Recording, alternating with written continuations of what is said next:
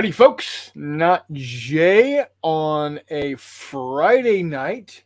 Got McMurray with me. Welcome, sir. What's up, guys? Don't have anybody watching right now. This was a spur of the moment type of thing. McMurray got in a new treasure. We'll go ahead and make him big there. Castles in the Sky, a Wargame of Flying Battleships. This is right up, actually, both of our rally. I mean, it's weird as shit. It's flying battleships. So y'all know we're both huge, wave heads. But, pre-dreadnought, ships flying through the skies, getting strafed by biplanes. I'm here for it. I'm here all about it. So I'm seeing we got two viewers put in the chat that y'all are here and give us a hello. Yeah. Hit that little likey button if you like what you're seeing, and then also if you're not subscribed, subscribe. Okay, enough of that noise. Let's take a look at this book, man. Yeah, so came out. It came out yesterday. I got it in the mail today. Awesome, super happy, super excited. We'll look at the miniatures that I've already got painted and all that stuff a little bit later. But yeah, kind of like Chris said, or NotJay said, just wacky, cool, fun stuff. The idea is you have floating battleships in the 19-teens-ish that have become floating and stuff due to technological advances made in the aftermath of the Martian invasion in 1870, that time period, the 1870, the early 1870s, right? So let's just get into this real quick. I want to start off by saying that this is not a rules review. No. I have not played this game. I got home maybe a half hour ago, 45 minutes ago. This was in an envelope on the porch. I was super happy. I took it out. I flipped through it real quick, read the first 5-10 pages. And then Chris and I said, yeah, it'd be cool to put just a flip through, a first impression coming at you. Okay. What up, Jeffy? Hey, buddy. He says, hi. And Chuck's so, here. Yeah. So this will now make 3 more Osprey books I need. Yeah, There you I go, think Chuck. so, man. I think so, Chuck. Exactly, Chucky. That's my point, man. So it is Osprey's Blue Book series. Oddly enough, it's not Dan Mercy down here, but that's okay. Not a problem. Mr. Mercy has to take a break at some point in time. But yeah, so let's dig right in. Like I said, not a rules review, just a preview sort of thing. If you like what you see, I know I like what I'm seeing. That's pretty awesome. If you like what you see, maybe give it a shot. Maybe play with your buddies. Hey, what's up, Pissy Cat? And Chuck, we're going to talk about figures as well. Yep. So. Chuck, I got you covered, buddy. I got you, Chuck. You know what? I'm not going to come on here without some weird figures too. One thing that is mentioned on the inside cover right away is the author has a blog called Blood and Spectacles, where he's talked a little bit about this and a number of other games that he's written. So by all means, go check out Eric Farrington's blog over there at Blood and Spectacles. If you just Google Blood and Spectacles blog, maybe toss War Games in there, I'm sure you'll find it. This book, it's an Osprey book, so you know that the art is going to be great, right? This is good art on the front. This is I'm pretty sure it's all original too, so I cannot imagine Osprey having ever published that picture. But the rest of the pictures, like back here, are all super outstanding, and there's a lot of them. I don't know if there's actually a spread really that doesn't have at least 1 or 2 pictures. Again, per the excellent, standard that Osprey has started. Look at that. Oh, dang. Dude. But again, all the art, the excitement rises. Yeah, and so it's got man. Right. So they're either really cool Osprey style pictures like that we all know and love. Oh, I said there wasn't a spread, and there's a spread of no pictures. And the other stuff is all stuff that's really nice using the Brigade models figures, right? That's Brigade models, not Brigade games. They ship out of the UK, but dude, it is affordable and fast. I've ordered from Brigade Models a number of times and always been absolutely floored by how quickly, effectively, and affordably I've gotten those models. Anyhow, you said Brigade Models.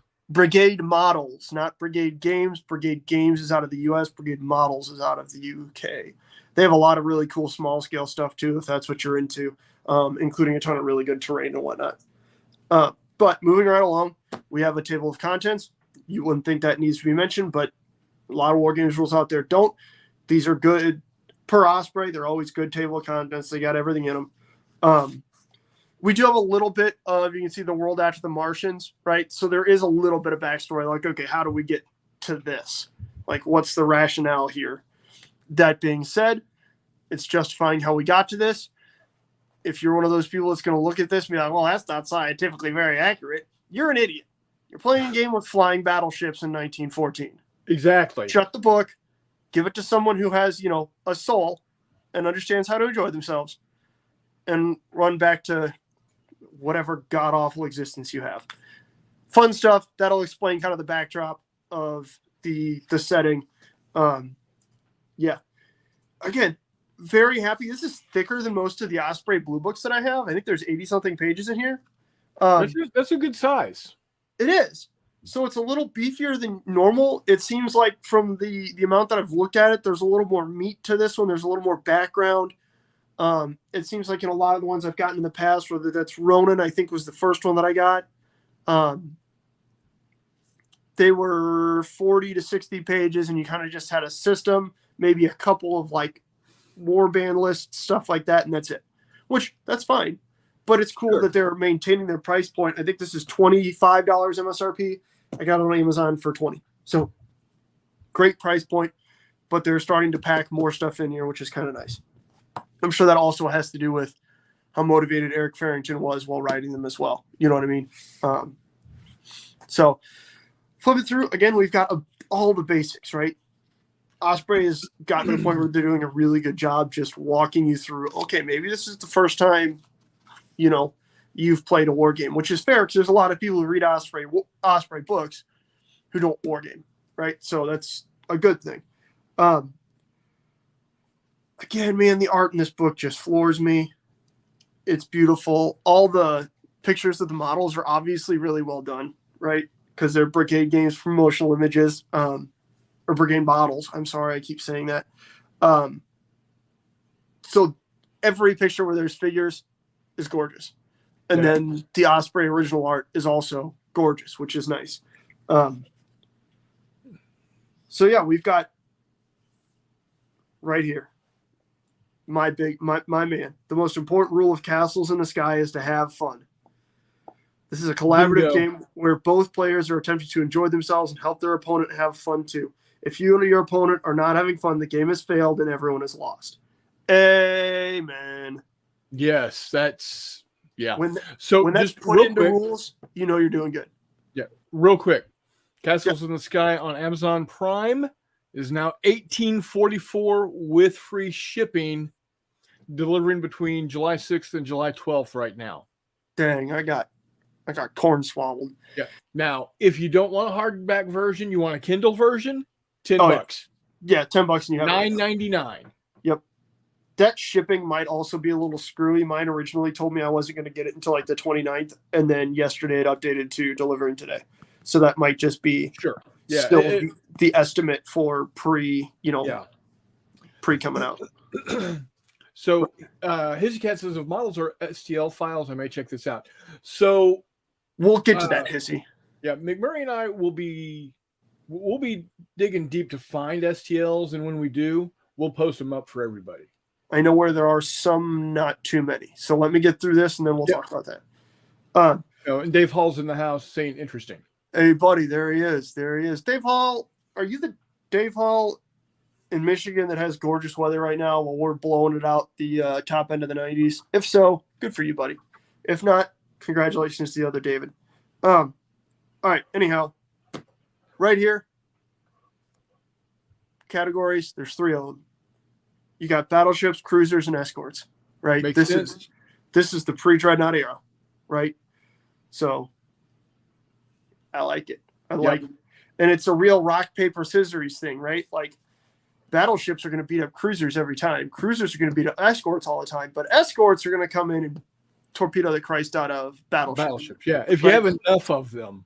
Yeah, so that's cool. Like I said, I was reading on the author's blog, on that Blood and Spectacles blog. He talks about that. Everything's cyclic. You know, you don't just have battleships that are going to be sitting there until you can pound them into oblivion. That can be the case, but there are hard counters to them spread throughout the rules, which is super cool. Another cool thing that I've noticed the more of these Osprey things I see is that they have a lot of bow torpedo tubes on their battleships, which just screams pre-dreadnought gooberness, and that makes me happy on the inside. So definitely. Like I said, great explanations. Like here is your little ship card with all the stats, and then outstanding explanations of what all those mean. The guns, examples of the guns. One interesting thing about this is instead of using inches or centimeters, kind of like, what's the other? I've got a game called Lords and Lands, written by Craig Armstrong over in the UK. That does the same thing. Just calls it movement units. If you want to use inches, awesome. If you want to use centimeters, awesome. If you want to use, you know, the size of your base is one movement unit, awesome. Doesn't matter. Everything's movement units though. If you want to do it in hamsters, go for it. Exactly. That's pretty nice. Because it means you don't have to worry about converting back and forth or whatever. Just get after it. Yeah. Right? And then we're walking right through the game turn phase. Again, pretty simple stuff. As far as I've gotten, I think that's about as far as I've gotten. That being said, one of the big things that they seem to get after in this rule set is the idea of friction, right? So like if you're just getting the Christ pummeled out of you, maybe you're not actually taking too much structural damage to your battleships or your ships, but, you know, by the time your enemy is completely just blown the paint off of you, sometimes you're still floating. You're just not really doing much of anything, right?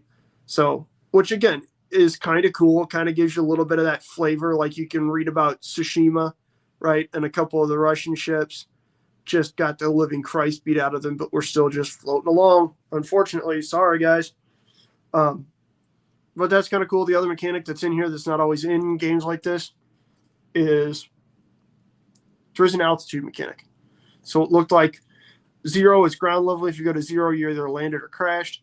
1 is like hills. 2 is mountains, stuff like that. 3 would be like Mount Everest, Mount Kilimanjaro, giant mountains like that. All the way up to 9, which is like almost out of the atmosphere. Most ships go to 8. So I have not gotten far enough to fully understand what those altitude rules mean, but it's cool that they're in there. Do we need to go to 11? No, we will not even get to 10. But hey, this is something you don't always see in Osprey books. You've got good diagrams illustrating stuff. Nice. Right? You don't always see that. Yeah, a lot of rules that you get, you kind of have written explanations, which, I don't know. For some people, I'm sure for the author, that works fine. That's something they understand. For me, I like to have diagrams. Maybe that's how I learn, what have you. That's cool. But there we go. And again, they talk about stalling. So there is a little bit of that realism in there, which is pretty cool. Ramming, boarding, entangling, all kinds of stuff. And then we've got a whole bunch of stuff having to do with weapons. Look at that art. We saw that one already, but that's super cool. Yeah, hey, right there. Illustration art. At you. What's that at the bottom of the prow there? That's a torpedo tube. Yep. There's one on the stern too. You know, why not? His cat wants to know, does a full broadside put your ship into a spin? I don't know. Hazy Cat. Maybe like in Sky Galleons and Mars, there's a specific position for a trimsman who just keeps you plumb and even. I don't know. I haven't gotten there yet, but I'm excited. One thing that does strike me as cool, I saw this as I was flipping through earlier. You've got weapon battery category versus target size. So between heavy, medium, and light, intended targets for heavier battleships, medium or cruisers, and lighter escorts.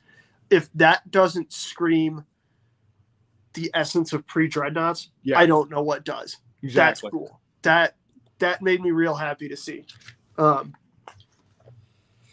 All right, so again, we've got all that stuff. Those are the main 3 range bands, and I think it's 8, 16, and 24 movement units. And then you have point defense. So, like if something gets right up on you, like fighters or something like that, that's when you get the point defense. There are mines and torpedoes, so I need to figure out miniatures for those. That should be pretty simple, as well as aeroplanes. So there are airplanes, and I like that that he spelled aeroplanes. Oh yeah, absolutely.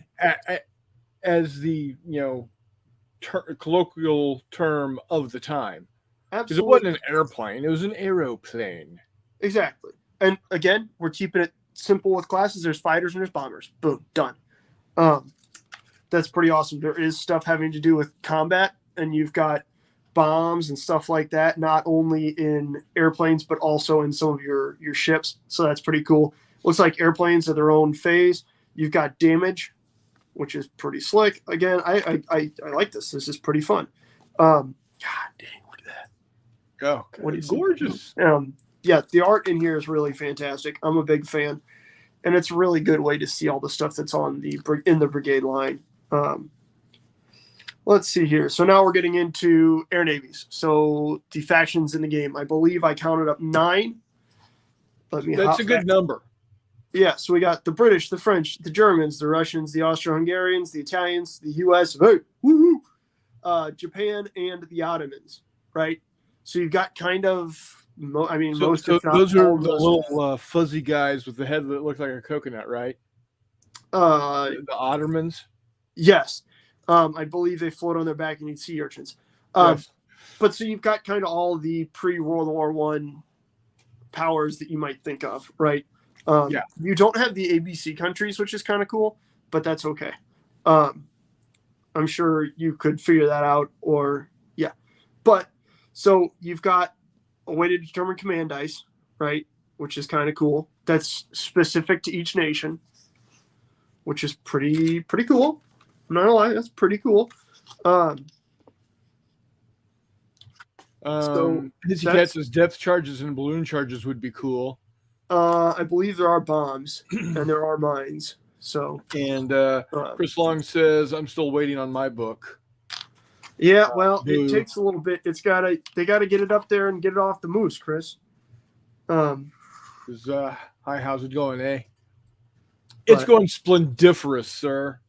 I have to say, it's going splendiferous. And we've got, so again, in each navy, there's a number of ships. Obviously, the British have a lot. The Royal Navy is dominant at this point in time in the world. So we've got, 2 classes of battleships. Jesus, I think 1, 2, 3, 4, 5, 6 categories of cruiser. That being said, we've got battle cruisers up here, armored cruisers, a couple normal cruisers, and then a couple lights. But anyways, and then kind of, again, most I've noticed have at least kind of 3 escort kind of things. So you got a frigate, a destroyer, and then a torpedo boat. Again, I was about to ask if one of those was going to be a torpedo boat. Yes, pretty much everybody has torpedo boats. And again, French, right? Couple battleships, bunch of cruisers, and then they actually only have 1 escort class. There you go. So I guess we're seeing that's interesting because the Junicole you would have thought that the French would have more than 1 class of escort. That being said, it's kind of understandable given how their Navy actually panned out. Germans, same thing. 1, 2 battleships, 3 cruisers, 2 pair of escorts, a destroyer, and a torpedo boat. I'm noticing that everyone has torpedo boats. Actually, now that I'm thinking about it, it makes sense that the French would just have kind of some torpedo boats because that was kind of the whole soul of the Junicole was we're just going to have a ton of torpedo boats. But that also didn't necessarily work out. My hand had a little bit to do with that. The Russians, again, battleship, cruiser, another cruiser, a couple escorts, pretty slick. Austro-Hungarians, couple battleships, couple cruisers, escort class. We have the Italians, if anybody's feeling like in there in the mood for some spaghetti. Again, there you go.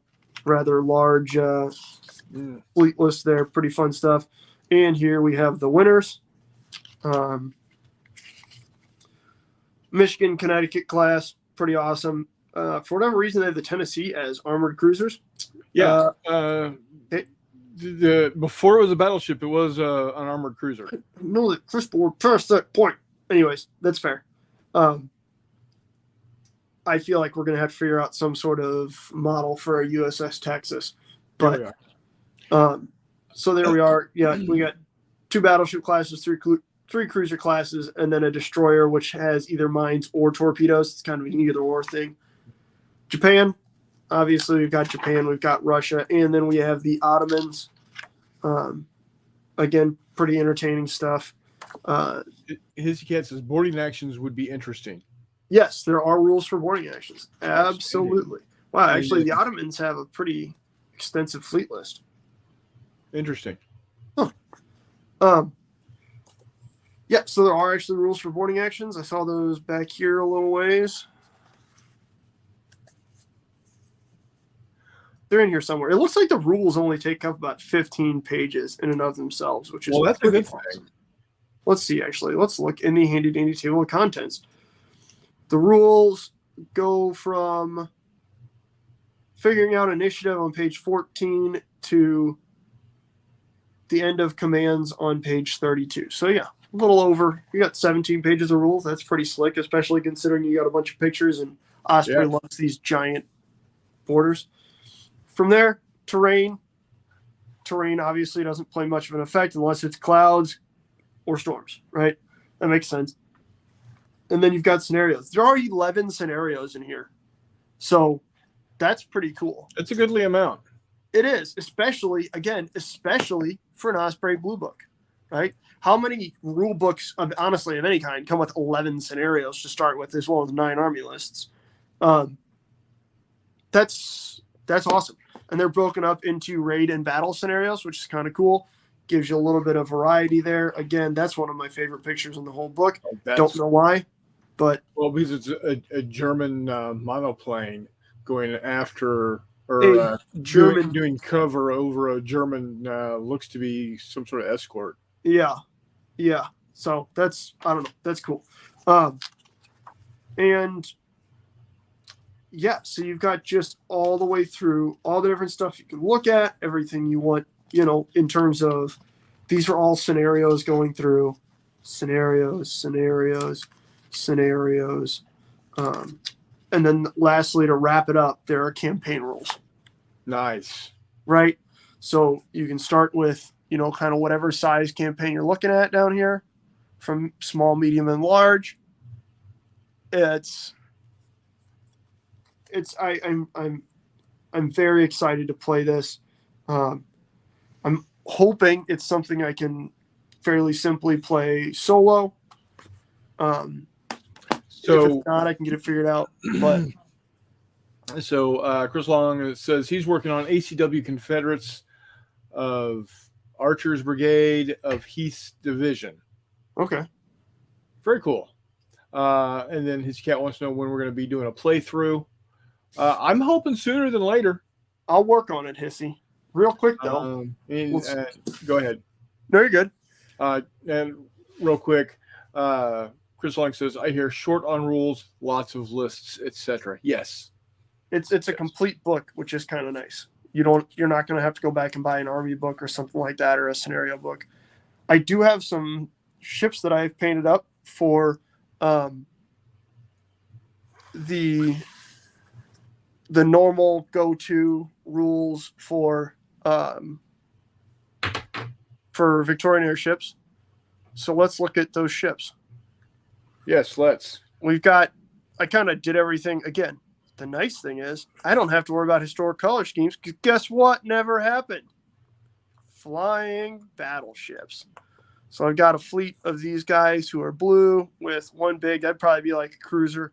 And then we've got 2 squadrons of 4 escorts each, right?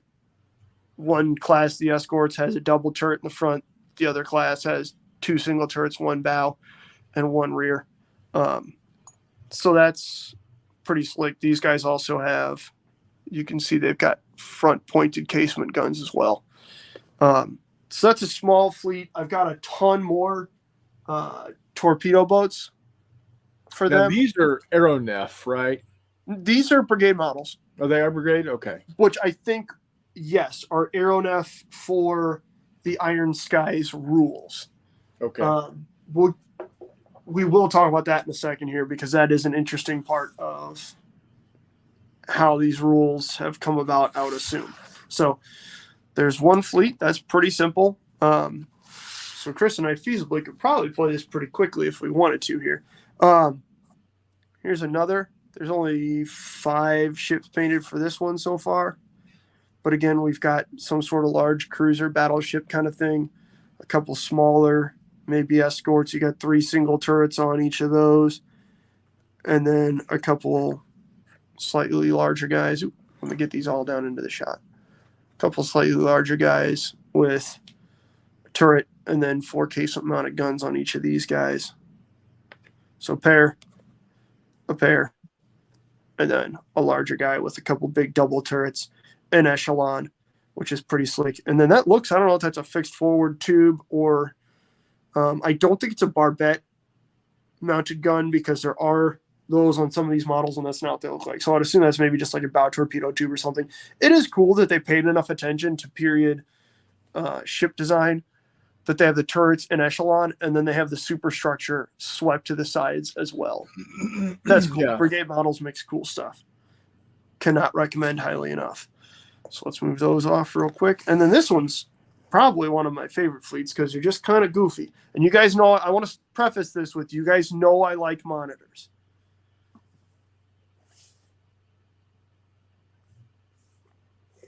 Those don't just scream monitor. I don't know. Oh, yeah. Those are 2 pretty slim trim ships with great big guns. Holy smoly.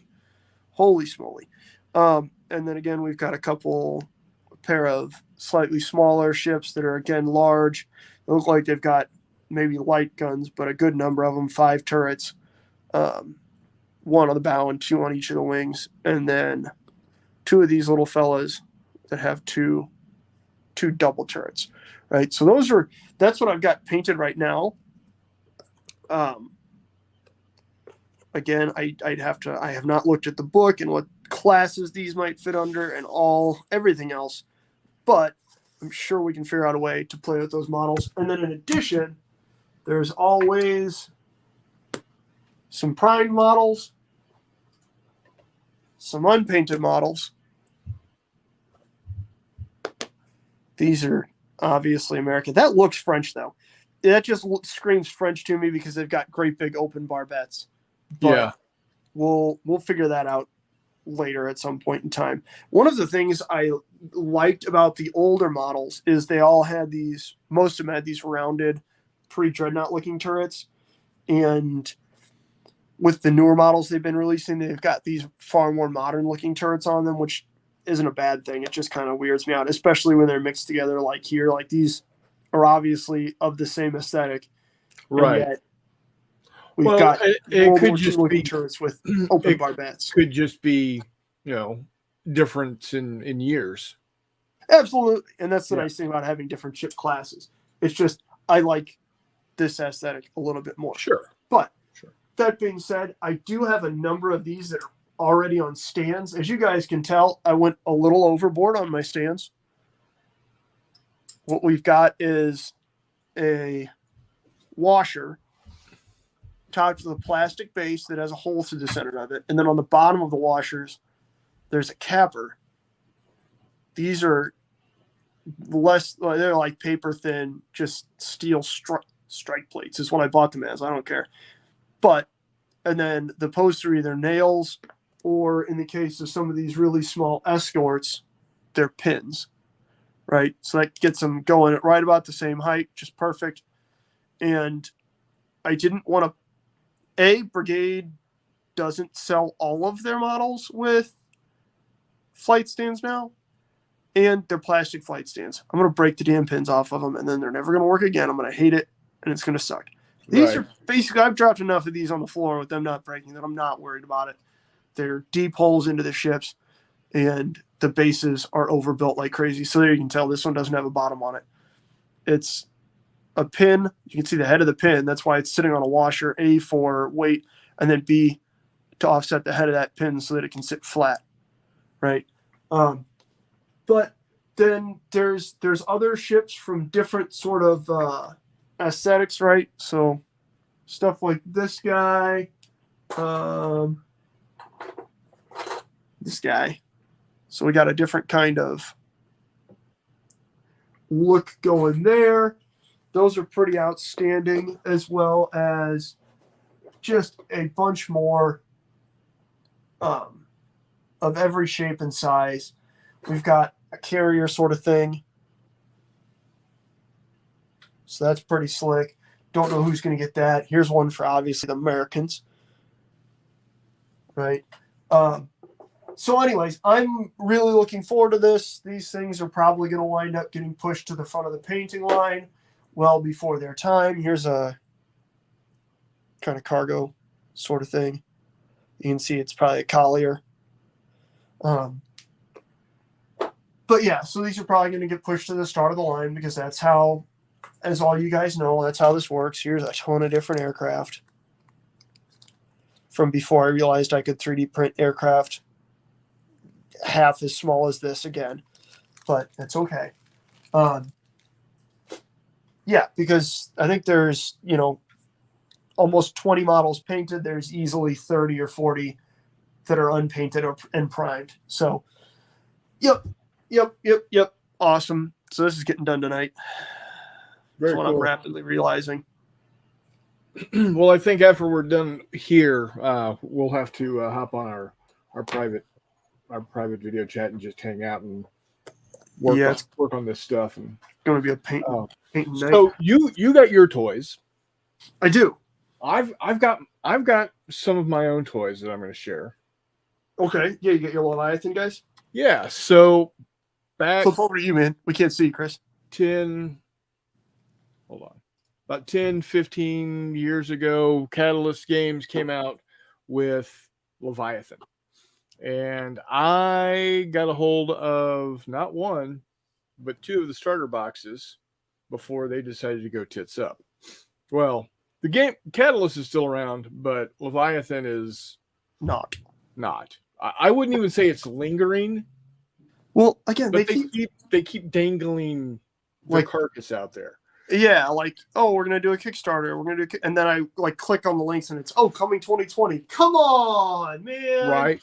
Yeah. So, I can't remember if this is the British or the French battleship. It's one of the two. Christ on a bike, that's huge. Yeah, it's a good size. It's every bit at least 4.5, 5 inches. That's what she said. That sounds like a very, very dangerous measurement to estimate. Let's get a tape out. It's 5. Ooh, buddy. Yeah, that's 5.15. Are you measuring from the underneath or the top? Yeah. Okay. From the out jut ram prow to the yeah. Well, you know what that means. If it's 5 inches from the bottom, it's only 4 inches from the top. Right. But you can measure from the bottom. Sean McMurray.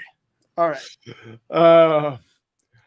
So I mean, they came this way. They came quote unquote pre-painted. Lies. Fake news, Christopher. I have literally done nothing to this model. Oh, okay. So that's not too bad actually, but yeah, it's playable. Accurate. That is true. The turrets, the major turrets, do twist, do turn. Okay. All right. I see you out here. And so they've got. These are probably coming in at probably the 12-inch gun size. These are probably 9 or 10s. Then they've got casemate guns. Yeah. Which are probably 6s. And then they got these tiny little guys. They're probably the 4.7s or 4s.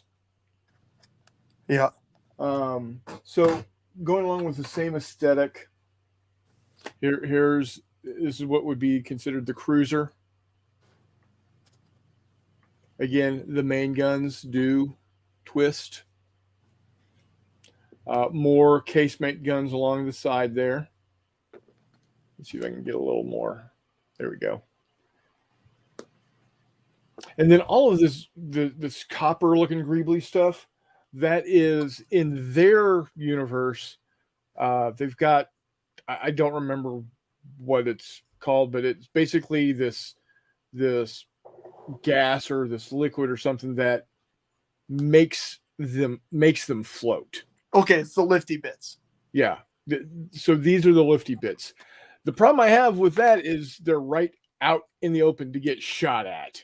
Well, maybe they're not like bladders of lifty bits. They're just banks of lifty bits. So they're treating them like coal bunkers, you know? Could be. And then here is the little destroyer. Little. Yeah. Well, I mean, in comparison to the battleship. That's fair. I mean, it is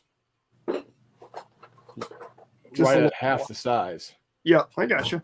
So, and again, the major turrets twist. So but those do they shout, sir? Yes, they do. They do shout. Okay, cool.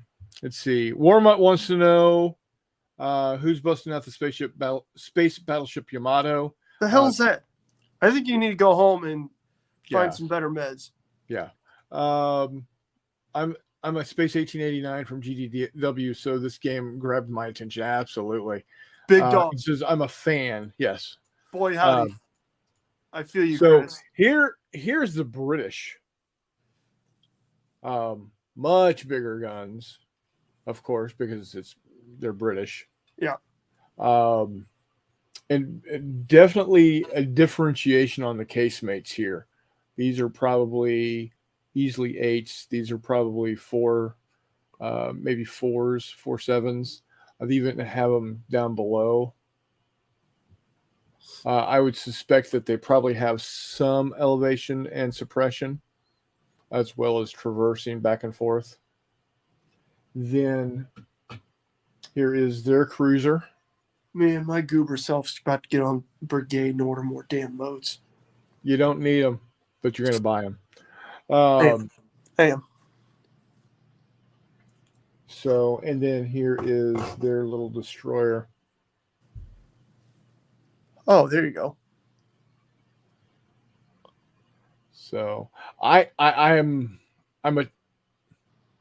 a touch miffed that this all fell to the wayside, because they were supposed to be coming out with, well, all of these different factions that are in this book.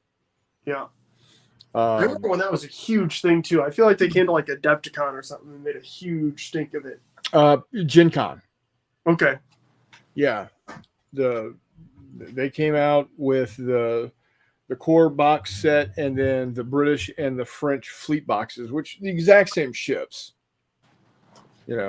are in the different boxes, but it's what it is. It's what it's. But now for bases, because this is actually could be considered a board game. To give you an idea, this is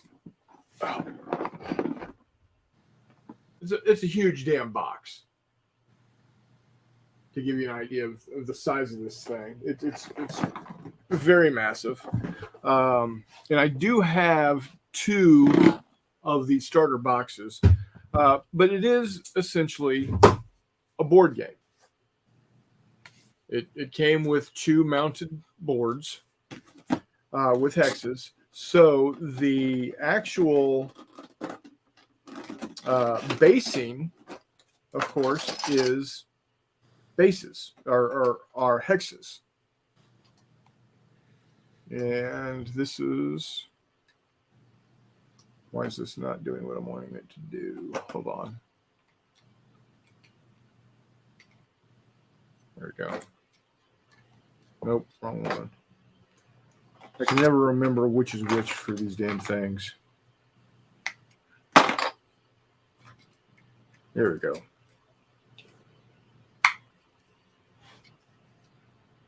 It's a hex base. Yeah. So I mean, it'll work. it'll get the job done. Absolutely. So, yeah. So I've got a total of 4 battleships, 2 for each faction. I've got 4 cruisers, 2 for each faction. And then I've got a total of 8 destroyers, 2 for each faction, or 4 for each faction.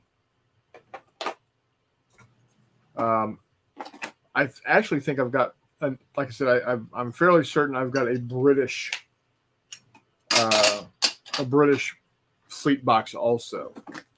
And we were discussing this before we started, and you can't find these on eBay or anywhere.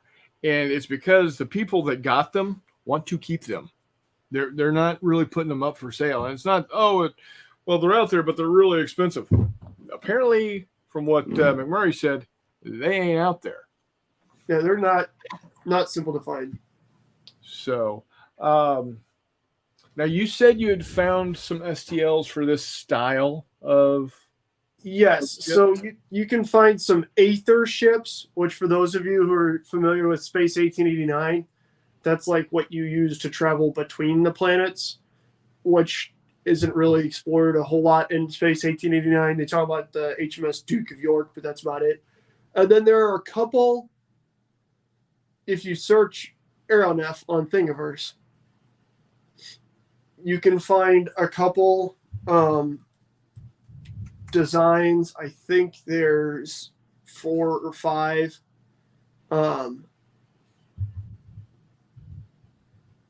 And that. Yeah, there's a couple out there. There's a couple. It looks like there's maybe a battleship, a cruiser, a monitor looking thing, and then a thing that kind of looks like a sub, maybe a blimp. So it's unfortunate that that sort of thing isn't out here, to be honest with you. Yeah. But at the same time, it happens. It's not the end of the world. Maybe some of you guys who are really good at 3D modeling can hop on this and then the Sky Galleons of Mars 3D printing. But anyways, that's not why we're here. There are some. You can find them on Thingiverse. Look up Airship, Aeronef, stuff like that. You'll find maybe a total of 10 designs that would probably work for you with castles in the sky. But we've been going for a long time. 43 minutes. Yeah, so we can certainly do hobby updates on this kind of stuff, but that was kind of the flip through and first impressions of Castles in the Sky. Really pretty book, affordable book, and it is complete. It's beefier than most of the Osprey books. I feel like if we can get enough momentum here, we might be able to get Osprey to turn this into like a Gaslands type thing, or like they've done with Gaslands, and because Gaslands started off as a blue book, man. Stuff like Lion Rampant, that was the original. Since then we've had Dragon Rampant. There's like all kinds of stuff, and then there's a couple other ones that have taken off like that. So what I'd like to see is a push up through history to bring it to World War II level even. I hope they make a small game for this kind of stuff. Oh yeah. Just and Martians. Make whatnot. Martians, Osprey. I know you don't make rules, or you don't make models, but make Martians, or get someone to make Martians. But yeah, anyways, so there we are. There's the unboxing, and we'll see if that can stand alongside our normal. Yeah. Hitsy Cat says, I don't understand why more companies don't really use STLs. Well, it'll happen. I think the business model of selling physical models is no longer viable for small to medium-sized companies. It's getting there. It's getting there. It'll happen. There will be what's the word I'm looking for? There'll be a watershed moment when we get a lot of small, medium-sized companies finally saying, okay, I'm seeing a lot of people doing Gumroad web sales. I'm seeing Patreons. It'll happen. It'll happen. So, but folks, thanks for dropping in and watching us talk about this, in my opinion, really, really cool game with some really, really cool options. So yeah, you will probably be seeing more of this from us, definitely. So got anything else to add real quick? Nope, we're doing good. I'm excited to get these rules out and get some of these guys onto the table and start playing with them. I've had a lot of the models for a long time. I've had a lot of models painted for a long time, and there's a bunch of models about to get painted tonight. So yeah, there you go. So all right, guys. Well, as I am always going to say, until next time, we'll see you on the flip side. What? Yes? Real quick, initial rating on from what you can see of the book and all that stuff. What are you thinking? I'm going to give it definitely a thumbs up. Definitely, if I were to give it a X number of stars out of Y number of stars, I would just at first blush, just taking a quick glance at it over the internet like I just did, I got to go out of 5. It's a strong 4. I think what could have made it a 5 is if they, and it might be in there and we just hadn't dove deep enough into it, but it doesn't seem like there's a build your own ship ability. It's a good point. I can't imagine there's not, but if that is in there, strong 5. It's fair out of 5. So right now it's strong 4. We got to dig a little deeper with it. We got to see how it actually plays, because it could be complete crap for playability, but who knows? But right now it's a strong 4. Fair. How about you? I'm thinking at least 3.5, 4 yeehaws. Yeah, definitely. Yeah, we'll have to see how many, shrimp on the barbie get or cups of tea or whatnot from overseas. But this is at least 3, if not 4 and change yeehaws. So, all right, sounds good. For $20, guys, I'd say you could probably grab it and not have regrets. $9.99 for the. Absolutely. Everybody's got a computer. You idiots are all watching us on a computer or a cell phone or something. So. Yeah, so for $10, it's hard to beat, especially given that at 80 pages you could print it in black and white for probably $12-15. If that, and then you could print 2 copies of it, one for you and one for your buddies you're trying to learn. Right. You could stand there and both be reading. So, all right, guys. Well, until next time, we will see you on the flip side.